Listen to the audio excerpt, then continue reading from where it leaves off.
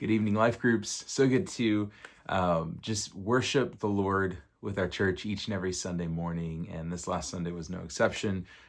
Just beautiful time. I'm watching the Lord just do something, stir something in our church, some kind of, revival, just reviving us. And I think of revival as the idea of life and just breathing fresh life into our church. Our church is awesome. I love our church, always have. And, but there's just something, there's like a fresh work that feels like it's taking place right now. And just so excited to be a part of it, especially as we open up the book of Acts and look at the earliest, the foundations, the blueprints for what it's like to live as the New Testament church. And so I'm excited. And I feel like this week was, it's still like introductory material as we see the disciples empowered by the Holy Spirit, baptized with the Holy Spirit, and the rest of Acts is going to kind of be the result of that empowerment.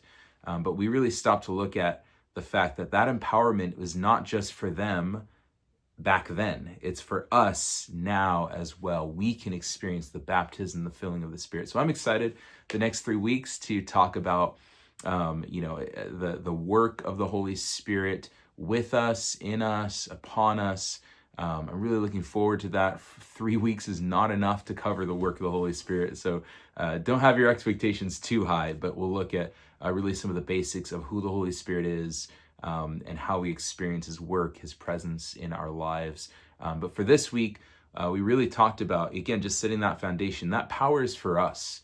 We can have the power, the empowering work of the Holy Spirit in our lives, be filled with him, be baptized, with him. Trent talked about Jesus is the one who baptizes us in the Holy Spirit. He's the promise. The Holy Spirit is the promise from the Father.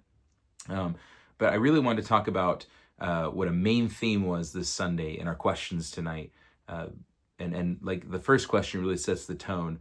Has there been a time in your life where you've set limitations on the Lord, which, it's a funny way of phrasing it because we can't really set limitations upon God. Like I can't actually, in one sense, limit him from doing something, but I can limit what he's going to do in my life through my lack of faith. And so have you ever kind of limited the Lord by looking at your own limitations? Like there's no way this could happen in my life or through my life, and kind of limited the Lord in that way.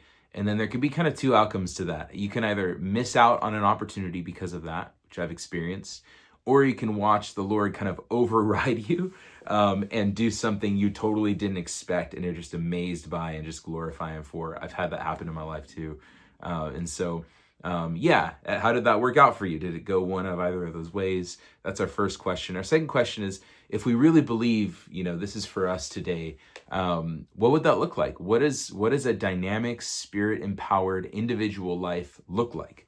And remember we talked about the purpose of the Holy Spirit. It's not to give us a good emotion, not to help us have a fun time, but he empowers us for witness. He empowers us for ministry. And so what does that kind of dynamic, spirit-empowered life look like for an individual? And then kind of part two of that question, what does that look like for a whole church, like a local church like ours, to be filled with people who are empowered by the Spirit? And then finally, our last question kind of looks at that idea that the disciples are like, all right, what's the timing of your kingdom? And Jesus says, wait, like that's for me to know. We'll get there, but right now I want you to focus on the work that the Spirit has to do through you. And so Trent really talked about the idea that God's timing is not ours. So I got some scriptures. He gave us a bunch of great cross references. I'd like you guys to read those, pick people to read those cross references, and then talk about this idea Trent gave. I think it was a quote from him, that God doesn't owe us answers, but that he promises something greater. And so looking at this idea that God's ways are on our ways, his timing is not our timing. How can we, what does it look like? How have you experienced this, I think is how I put it, in your life, this idea of sometimes I don't know, I don't have all the answers and I don't understand the timing or why God's doing things this way, but I'm experiencing the power of the Holy Spirit through that. So those are your questions for tonight. I hope you have an amazing, fruitful discussion.